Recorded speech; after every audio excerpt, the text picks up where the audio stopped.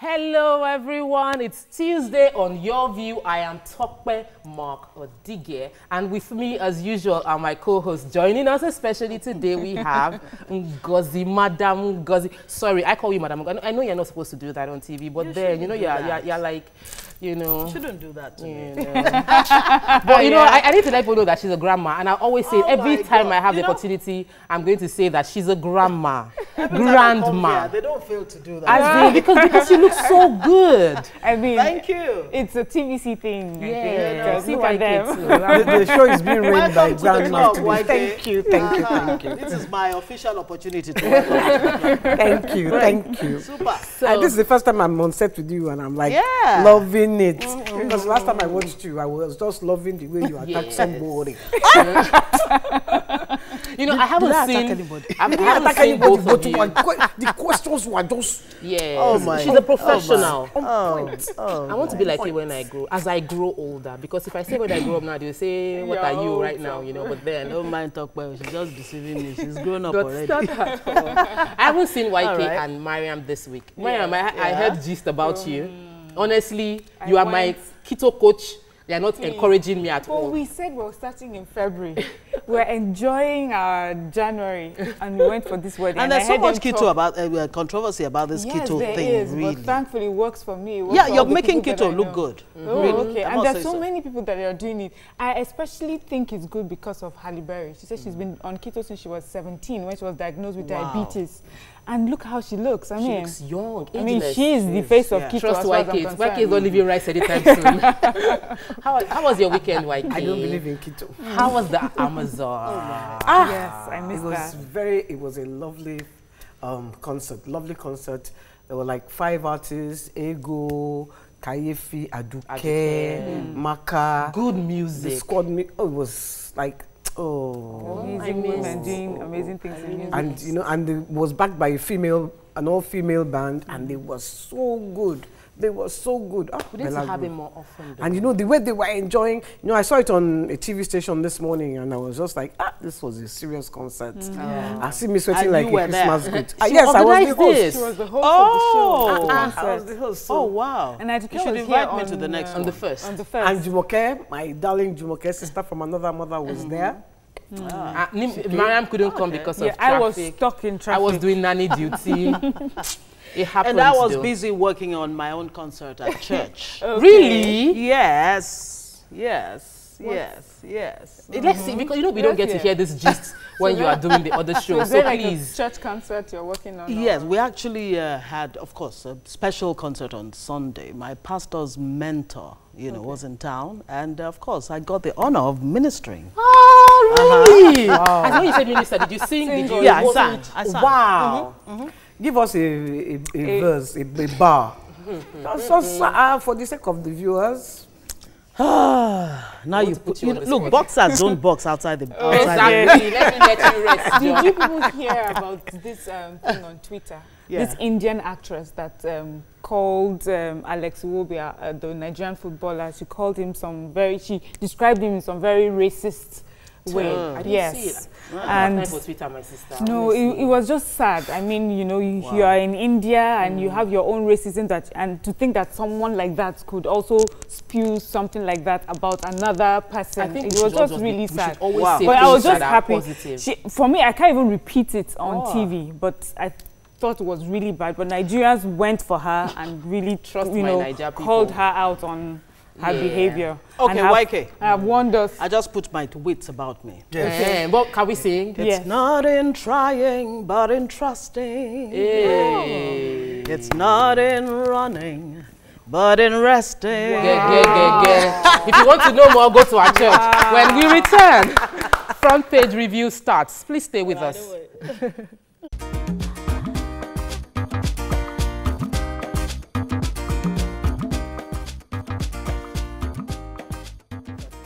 Thanks for staying with us. We'll be starting the front page review with the Punch. Major headline.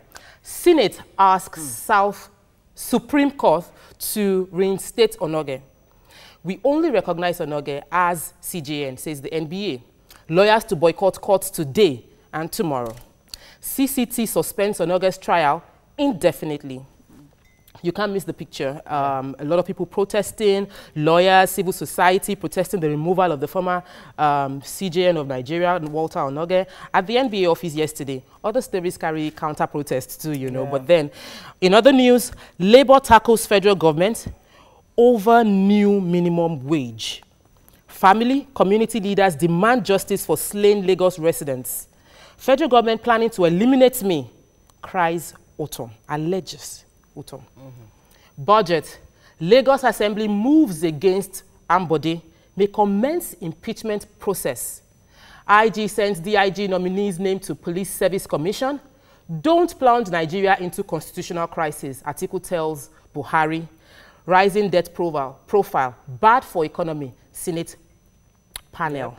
And PDP, Fayose kicks as tribunal upholds Fayemi's victory. So what story are we going with? Yes, I want to take the native doctor. His name is Jacob Alunge. His daughter, he had been accused of incest with his daughter, and he had made her pregnant. And she had So now they were all on their way to the court. Her, the NGO workers, her uncle, the driver, to go and testify against him. He pleaded not guilty. He pleaded guilty before, and they died. They had an accident and they died. Wow. And there was one last person. That one died in hospital. And once he heard that they all died, he said, he's not guilty. He's not guilty anymore. So the NGO are saying no, that they must prosecute him. They must carry it, even if the witnesses are gone. So they're calling, calling us all out to. Because it's really not about him versus the girl or whoever has died. It's him and the state. And he's answerable to the state anyhow. So the NGO is saying that they have lost lives and that we should not let these people die in vain. Make sure that justice. The worry is that we are very diabolical in our society. We believe in the power of the diabolical, and people are already insinuating that's why those people died. So nobody's going to want to step up to fight this case because of fear of losing their lives. So much the government needs to speak up. There's so much fueling that belief too. You know, our movies are not even helping matters. Moving on to the nation. Major headline: CJN Onoge, senators disagree over legal option. Tribunal adjourns. NBA orders 2-day court boycott. And you cannot miss the protest again. Some protesters supporting Justice Onoge's suspension and Muhammadu Buhari's anti-corruption war in Abuja, while lawyers are protesting the suspension of the CJN at the NBA national headquarters in Abuja. In other news, no dictatorship here, says government. PDP mulls appeal as tribunal affirms Fayemi's victory. Assembly summons somebody over 2019 budget, and Obiano blast Ohaneze. So we've reserved the CJN story for you because I know you've been following this story since. Oh yes, and we have been discussing it every day since the story broke on TVC Breakfast. Of course, latest developments. NBA are going on a 2-day warning strike to,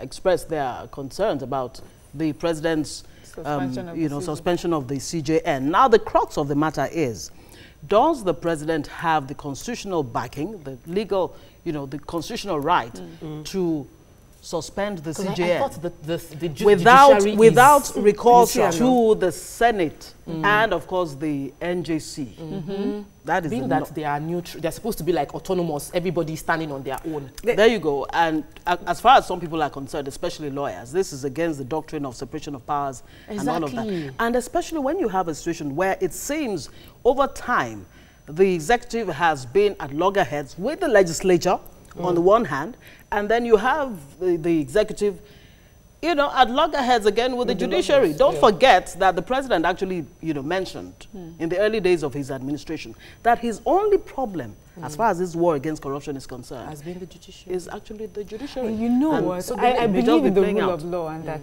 there has to be due process. Yeah. But also, I think we somehow forget that this person that we're talking about is alleged to have be really corrupt. They're alleged. Well, alleged is the underlying word. Yes, I want him to go through the court process. I don't want any guilty person to escape free, and I don't want anybody that is innocent should be now crucified based on media trial. So the Senate has already made a statement that the Supreme Court should decide on it, setting precedent, should determine if the president has the right to remove him. So if he's still the CJN, can he be taken to court? No. The Supreme Court, I'm saying, the paper is saying that. No, the Senate are saying now that they have left the decision of whether it is judicial, it is right or wrong to the Supreme Court. So I'm waiting whatever they say. Because one more story. Okay. Yeah. No, I was just going to say the judiciary, the president, did he actually do his... Okay, go. Yeah, well, in explaining this, actually, the federal government said it carried out this action based on the recommendation of the CCT, the Code of Conduct Tribunal, which in itself is a court. Yeah, so we're moving on to Daily Sun, major headline. You take the story when I finish reading the headlines. Lagos Assembly moves to sack Governor Ambode. Allergies, infractions, gross misconduct, summons governor, commissioners within 7 days. Again, you see the picture of the protest for and against the CJN.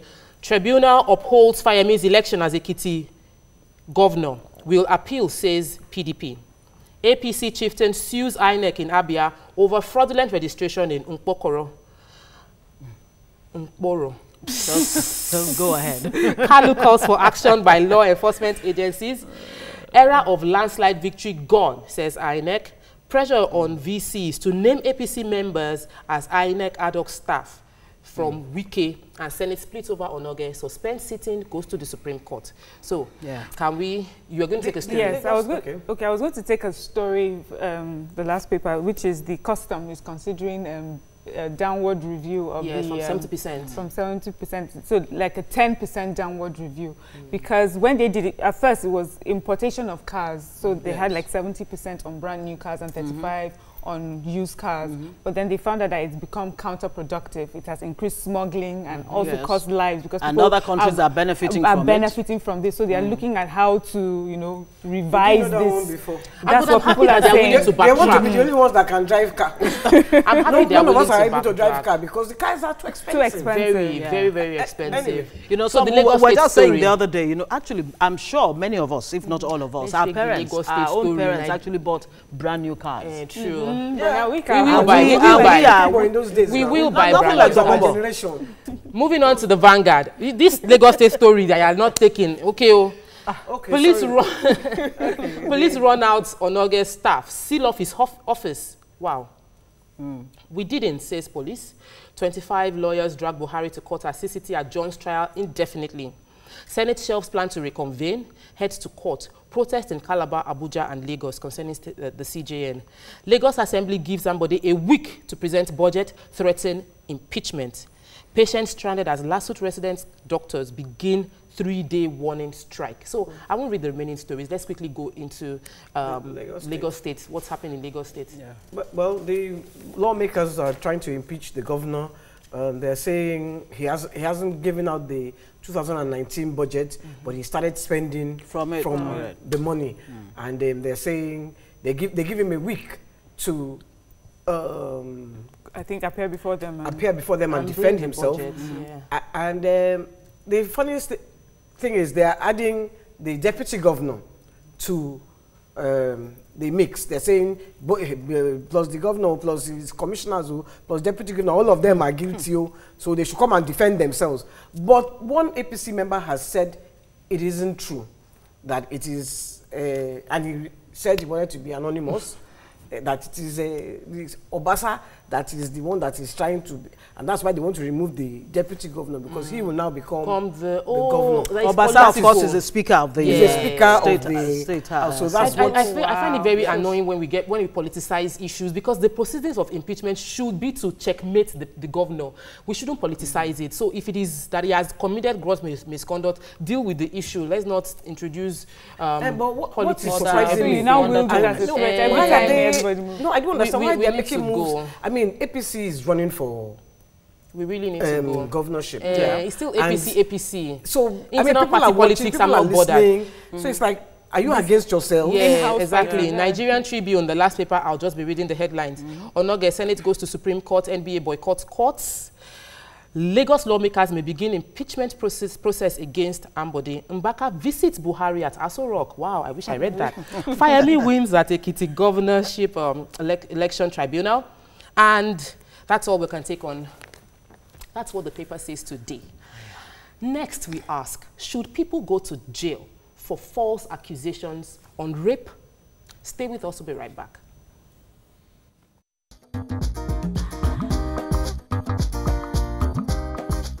Stay tuned.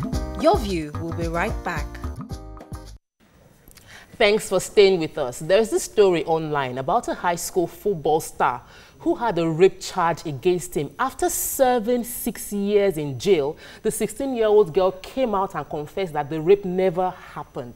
Now, the question is, should this girl go to prison for false accusation since she already allowed the guy to serve 6 years in prison? This didn't happen in Nigeria, though, because I was telling them off air that our Nigerian, when we sin in Nigeria, we don't have conscience. When we lie in Nigeria, we never go back on it. But this girl, after 6 years, came back to say that the accusation was false and that she was sorry. And so the 6 years has been lost. Yeah, 6 years of a man's life. 6 years of a man's life lost forever. So what should we do? What should be done? Should she go to jail? Should we just accept apology and say that it was done in error, or she was... What exactly should... Waike, what do you want to say? No, I just want to say, excuse me.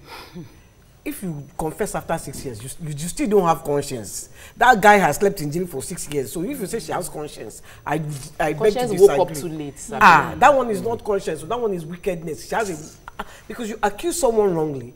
You watch him go to jail. Yeah. He spends 6 years of his life. Look, just imagine you are locked up for 24 hours. How you feel? Now, imagine that 24 hours times 6 years. For a crime you'd never committed. That makes it even worse. That makes it even worse. Yeah. That I would jail the girl.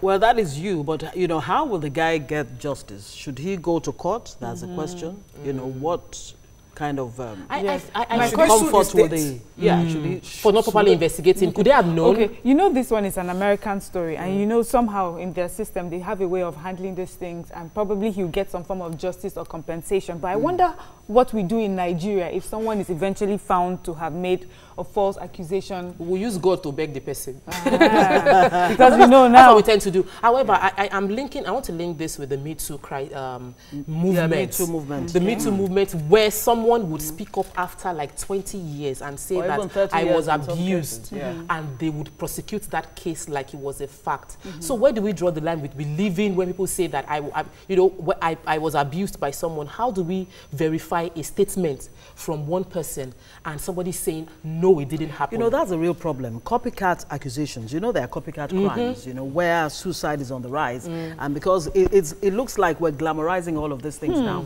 Now you have a situation where rape, especially in this part, every day you look at the papers, oh, somebody has raped somebody and all of that. A man has raped a 3-year-old girl, you know, a father has raped the daughter, a brother has even raped the sister. And everybody is coming out with all kinds of, you know, claims.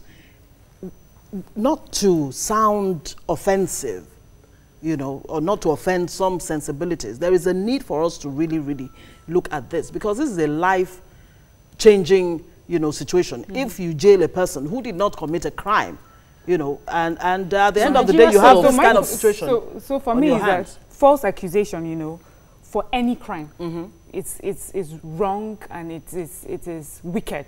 You know, and if I would like to know what the Nigerian law concerning false accusation, how it's prosecuted. But also now concerning rape on its own, there's this thing about rape is very delicate. Because one thing with the crime of rape is a lot of people still do not want to speak out concerning rape. Because of the stigma. So, because of the stigma, because of the blame, the shame, and all the things that go alongside. And then sometimes when it seems that when you're talking for things like false accusations and trying to determine, you find some people who now hide under that umbrella and say, well, look at you people, you know, and make it about and make it about victim shaming. So that is where I'm coming from. How do we need to be careful. We really might not be able to answer that question specifically, but we have Owolabi calling from Egbeda. Good morning. Welcome to the show. Hello, good morning. Good morning, Olabi. Do you say the lady has a conscience? Oh my goodness, no. Of course. 1, 2, 3, 4, 5, 6. They should just send me the lady's address. I'll cook the girl. What would you do if you were given the lady's address? This is where I was headed. Yeah. So, okay, so I was just reading. They said that across the world, right, rape, people that report rape cases, they're just between like 90% of rape cases are not actually officially reported. And then we have like about 1% to 10% across the nation, across the world that is false or unfounded. So you have people who would say that they were raped, but because there's no physical evidence, yeah. You know, that's the police can, so you have that. So it might look like it's a false accusation. It's just a false accusation. It might be unfounded, but not necessarily false. And a lot of people do not speak out because, of course, the shame, blame. And then we have a situation where someone came out like 30 years ago, as you said, 30 years later, and then she talked about how she was raped when she was 17. Say, why didn't you talk with them? Why didn't you talk then? And the thing is about rape, because of the shame, the blame, and the stigma, people do not speak up. So the challenge... Miriam, sorry. Okay. Go ahead. Miriam, I agree that, yes, there are people who, because of the shame, they may not speak up. Totally, I agree. But there are some people who do it to be vindictive. Oh, yes. And it's not just about rape. It may not be about, it's about sexual assault. Yes. It's about murder. This one that they're doing in America. That they're saying, they will hit themselves and say, my husband beats me. Yeah. My husband beats me, so that they would be able to exert some form of revenge on their husbands. You know, so we have to, how do we get this truth? That's the question. How do you know, how do you determine, why don't they put these people through lie detector tests? Because you cannot just be... You know, but a lot of them go through lie detector tests. Some of them, they do DNA tests and all of that too. Oh, we have a caller. Good morning, welcome to the show. Hello. Okay. Yes, welcome to the show. Oh, thank you. Morning. Good morning. Good morning. Oh, I greet everyone in the house here. Thank you. I'm your first caller. You're a first-time caller. Welcome to the show. Oh, thank you. Thank God that I get through to you people today. I've been trying to get to you people for over 5 years now. We're happy you're through today, so go ahead with your contribution. All right. My contribution is this. You see what that girl did is very bad and wrong. Very bad. I think there must be a way our government will handle such a case. And the girl has to pay penalty to the guy. Because it's not easy for the guy to have spent 6 years in the prison. Wasted life. Honestly. Because if he was a football star, thank you so much for that. If he was a football star, he could have probably gone to play pro and he spent the next six years in prison. You talk about stars. I'm reminded of the R. Kelly issue right now. That's on the front burner when it comes to the issue of rape. So many women are coming out and saying that they all had that his relationship with them was consensual. With their consent. That it was consensual. So whose word would you believe? That's the thing. That is where investigation, clinical investigation, forensics, and all of that have to come in. So that means Nigeria is good then now, because in Nigeria you cannot get away with false accusation or rape unless you can't prove it. In Nigeria, you need to bring evidence. Don't Nigeria, because in Nigeria you can actually rape somebody and go scot free. Exactly. That's Nigeria. So that's the flip side. Yeah, the flip side. But you know, one side you can get false accusation. I saw something recently second side on social media. I think in America, university students, what they're doing now, they're doing what they call phone consent. So if you are coming to my house and you want to come and, you know, be intimate with me, please put a video of it giving your consent, just in case anything happens. So I think the boys are getting a bit smarter in a way. I think it is good. It is good. It is good. So it's about drawing the line, because in Nigeria now, a lot of rape cases go unprosecuted, unreported. And then we have in developed country where false accusations send people to prison. It's that fine thin line. How do we find the balance of knowing who's telling the truth and who is lying? I've told my story here. They didn't rape me, but I was very lucky. Why? I'm pleased to because thief, what's in your mouth? Long throat, thank you. I've told this story on this set before. Yes. I went to a hotel with my friend. The man was chasing her to eat chicken peri. What our eyes saw when the man locked the door and started chasing the two of us around the room. Say that will not teach me that I should not go and eat chicken peri free of charge. You know, because sometimes naivety, we put ourselves in those situations. Yes, we women sometimes put ourselves in this situation because you want to, I want to finish him, I want to scrape his head. By the time I chop the whole hotel food, then you will see another thing. So tweets, please. Okay, so we have this tweet from Mikey Pablo, who says, rape is a disgusting crime, but coming to falsely accuse an innocent person of such a crime is a devilish act of wickedness. In my opinion, that girl should be given ×2 of the years the guy spent and should also be given a huge compensation. It's because of ladies like these that genuine rape cases are swept under the carpet. I think that's a fantastic way to end the show. We all agree that false accusation is wrong and that this girl should be prosecuted for what she did. But next we discuss clinical depression and all the sides to getting proper treatment for this. Stay with us, we'll be right back.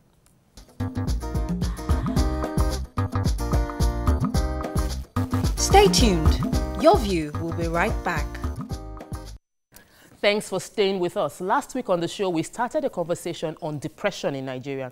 On today's show, we'll be looking at mental health disorders. Our guest will enlighten us on the root cause of depression and mental health issues generally. Joining us on the show today is a consultant psychiatrist, Dr. Olofinlade.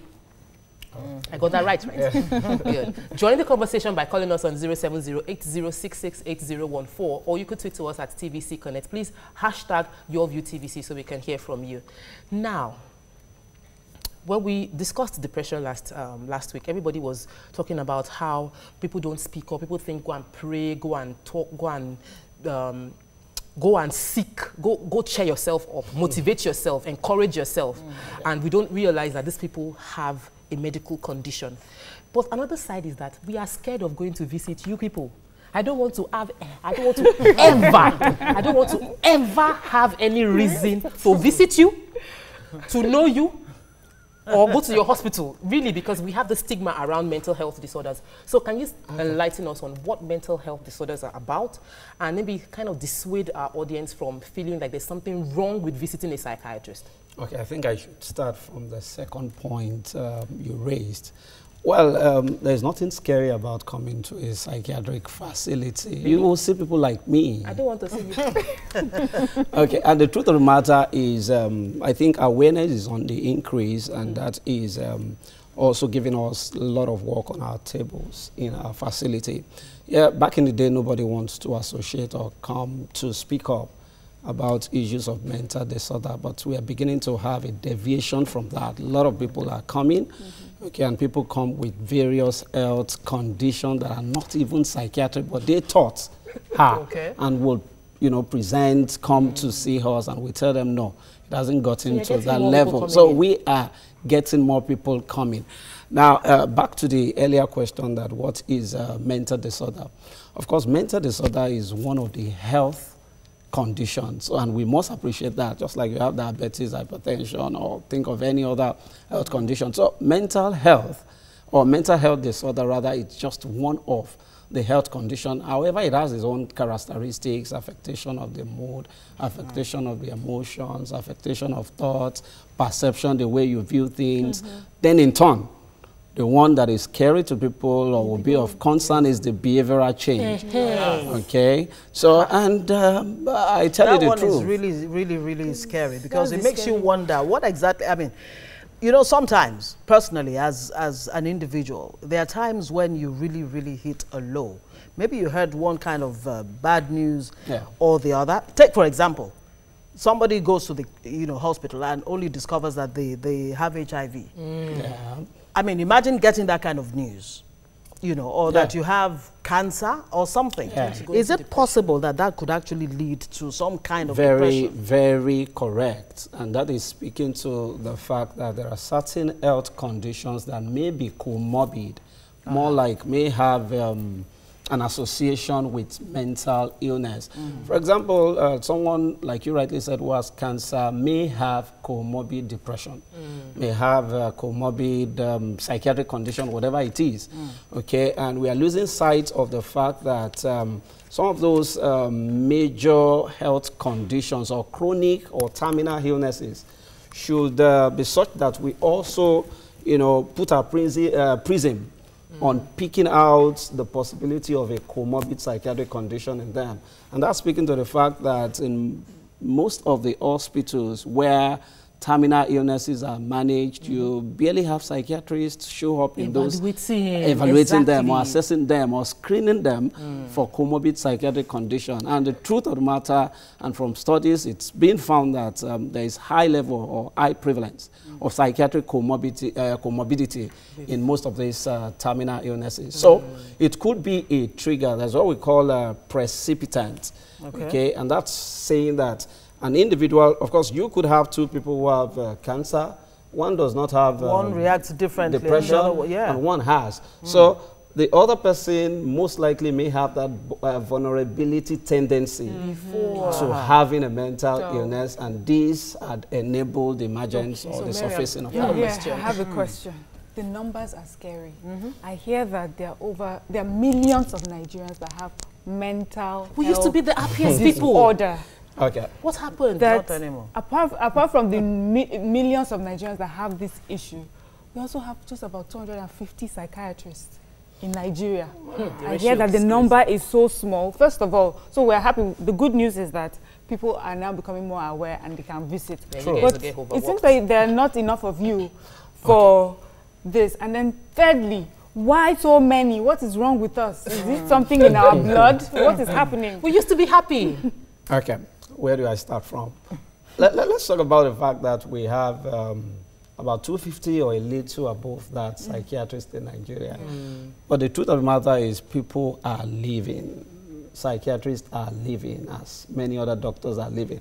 I was flipping through the papers, I guess this morning, about 88 doctors, not psychiatrists now, you know, resigned their appointments with one of the states. And that's heavy. So that's telling you that the health system is highly challenged in the country. And it's high time the government began to do something about that. So the psychiatrist, if you have a better opportunity elsewhere, like I'm still young, you want to are you checking out? I've not said that.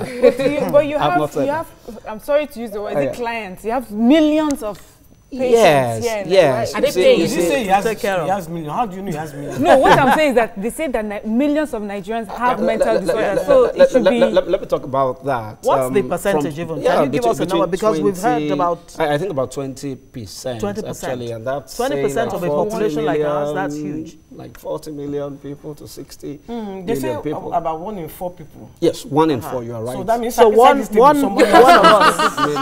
one of us definitely has one person. Not in this sport. Yeah. But why? Why the number? Why is it so high? Why the number? The truth of the matter is, like I said the other time, awareness is on the increase. Okay? These have been with us from time immemorial.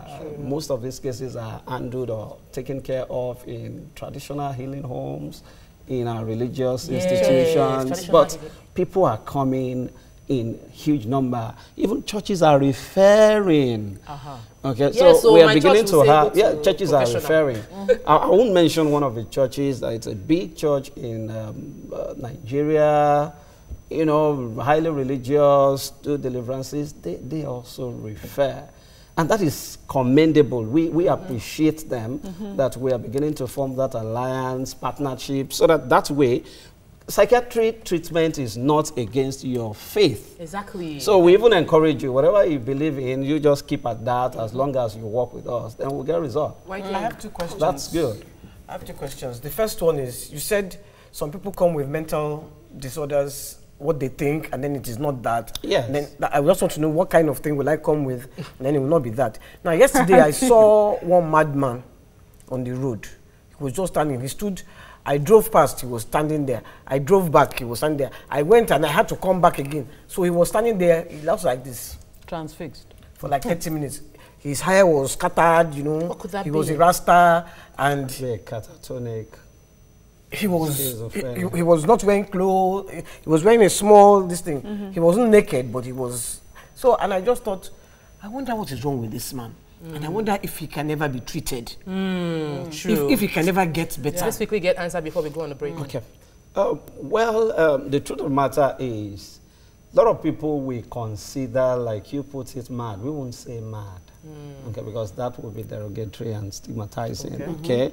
An individual living with mental disorder, that sounds a little more attractive. That guy was just living with mental disorder? Yes, so maybe in a state of catatonia, just standing fixed, you know, positioned in one place, you know, and all that.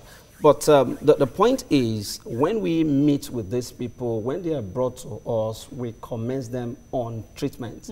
But the truth of the matter, again, is the earlier the better. That's not to say... Please, we've heard that the condition of the health facility for mental disorder is deplorable.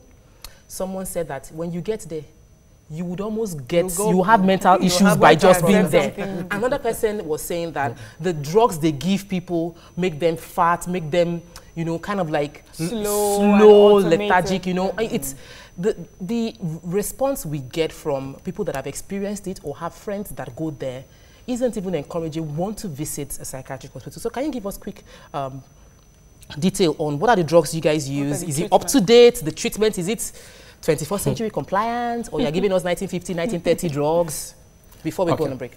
All right.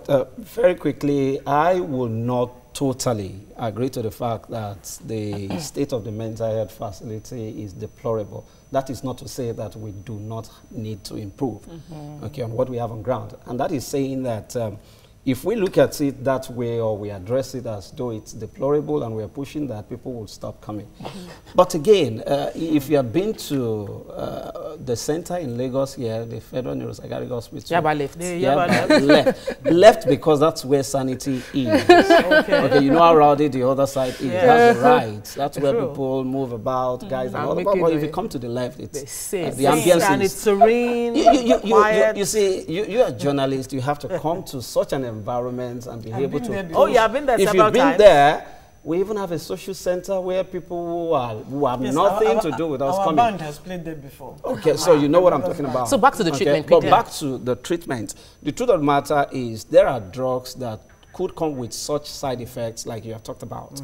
But again, there are other newer, modern drugs that have less or nil side effects. Do you have those drugs in your hospital? We do. You know that people are watching that can help your condition. Can Nigerians afford? Well, some are affordable, some are not affordable. There's one rumor I heard that even the cheapest of drugs may not be affordable. We're not spreading rumors here. There's one rumor. He has to just have. There's one rumor I heard that a lot of the doctors have scoring. Is it true? You would not answer that. But look at me. Does it look like I'm looking at you, say something. Let me quickly say something. Okay. When we come back, you say what you want to say. Please stay with us. We'll be right back.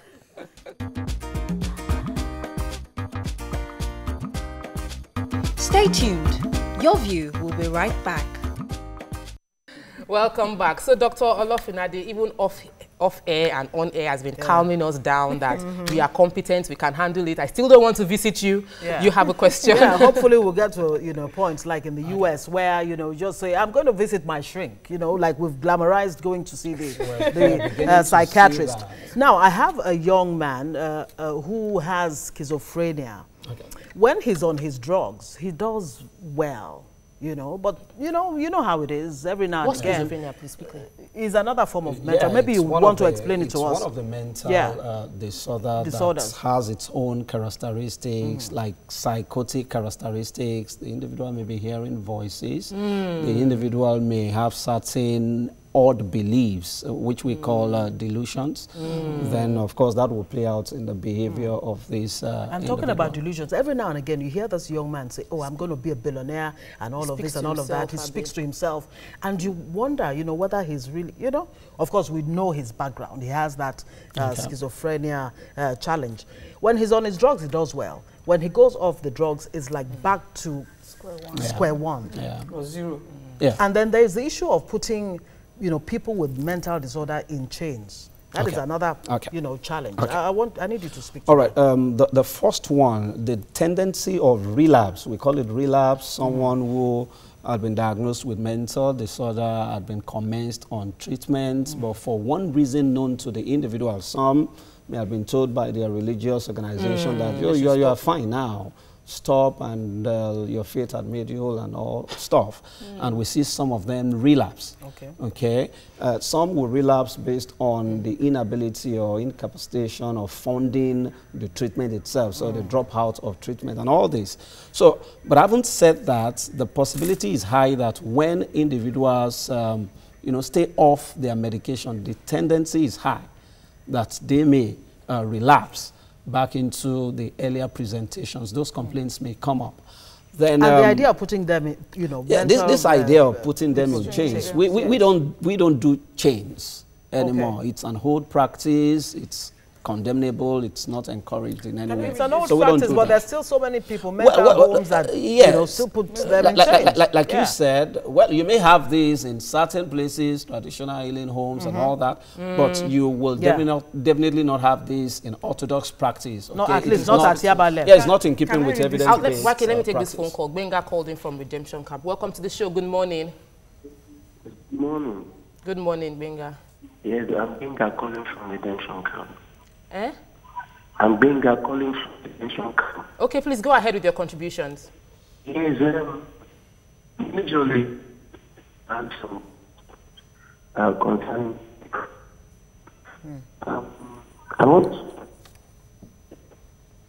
I'm finding it difficult to hear you. I'm really sorry we'll cut you off. YK has some tweets, From Graf G.G. George, he says, let me tell you something. In this life that we are living on this planet Earth, it is very, very hard to come across a human who is not suffering one mental illness or the other. It is finished.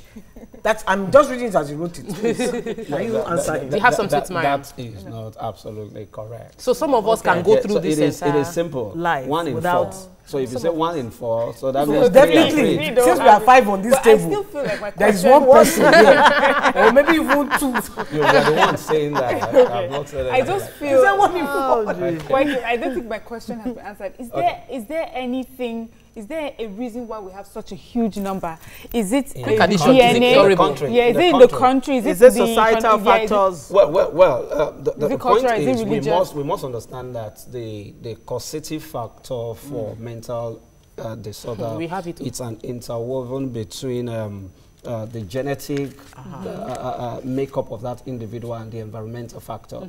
Okay, and it's almost 50-50. Okay, so there's that interaction between the genetic factor and the environmental. But for the environmental factor, this seems to be all we have around us. Okay, the economic meltdown, people losing their jobs, life events, losses, deprivation, particularly most of this rooted in childhood experiences. So is it reversible? Is it reversible? Yes. Well, can we get to a point where a person who has had a mental health problem get cured? Yes. We don't talk cure. Okay. Talk management? We talk management. It's simple. You don't talk cure for diabetes. You don't talk cure for lots of health conditions, asthma, okay, hypertension, but you manage it. The person is still able to function optimally. What's the budget for management? Because we know that diabetes costs a lot to manage. We know some sickness. If somebody has cancer, it will cost you a whole lot to manage or treat yourself. But is this affordable? And one more, because for research, for better treatment, and also you're saying they're like diabetes, asthma, but they're getting better drugs. There's more research being done on this. Just like we're getting better drugs in psychiatry. That's about drugs with side effects. In Nigeria, that's what we're talking about. Yes, even in Nigeria, there are quite a number of them. I don't want to start mentioning names so that I don't market for some. No, but drugs. We're talking about how affordable is this treatment. Well, you ask yourself, how affordable is treatment for asthma, for diabetes? The problem is, it's simple. God, you're a politician. Okay? No, it's simple. You are a politician. So now, hold on. I need to address that. I need to address that. I think it's important. Yes. Okay, what we do in the country is out of pocket. People pay out of pocket. So it's difficult, just like treating malaria. You know how much it costs to get anti-malaria? Okay, the money that will take you to get anti-malaria for a 3-day treatment may pass as the money you may need to treat mental illness for the month. So should I wait until I have a mental challenge to come to you to be sure that it's not a mental challenge? Can I just come and greet you? I'll say it this way. I'll say it this way. I had said earlier that there are quite a number of people who are turning up and will just say, doctor, for instance, someone came I will just paraphrase, and said she was duped. Okay, she was swindled and came. She has been crying for a few days and came to us, and we started talking. She came. And I said, look, all you need is counseling, and we counsel the person. We didn't even register the person. So we said, okay, it's okay, we can talk about it. So people can come and share their problems with you. We do all this. Okay, can I just ask you, people come to us to just talk. We need to go. You know, like the person I saw on the road, the mentally challenged person I saw on the road yesterday, there used to be a lot of them on the road, but we now start calling them government picking. So I think the government takes them. So what happens to people like that? Because someone is saying, Dr. Memuna said they have schizophrenia, like that guy saw probably had schizophrenia. What will happen to that kind of person? Would the government pay for him? That's speaking to... Because he obviously can't pay for himself. We're advocating that the Mental Health Act should, I mean, the mental health bill you should have said that, honestly, for me, law, doctor, that's because the we biggest, need that. If we do that, that protects the rights of people living with mental disorder. They can then get free treatment and all this. Awesome, it was good. You know, so that their right is protected. I wish we had enough time. I wanted to ask if really it's good to cry. You know, sometimes you're under pressure and you just cry. We don't disallow people from doing that. Please, express yourself. Express yourself. But more importantly, I think we are losing out on our family support. Oh, great. In our environment. So, we've learned a lot today. Honestly, we're still talking about mental health for the next few weeks. So we'll bring you back, or we get someone else to educate us more about this.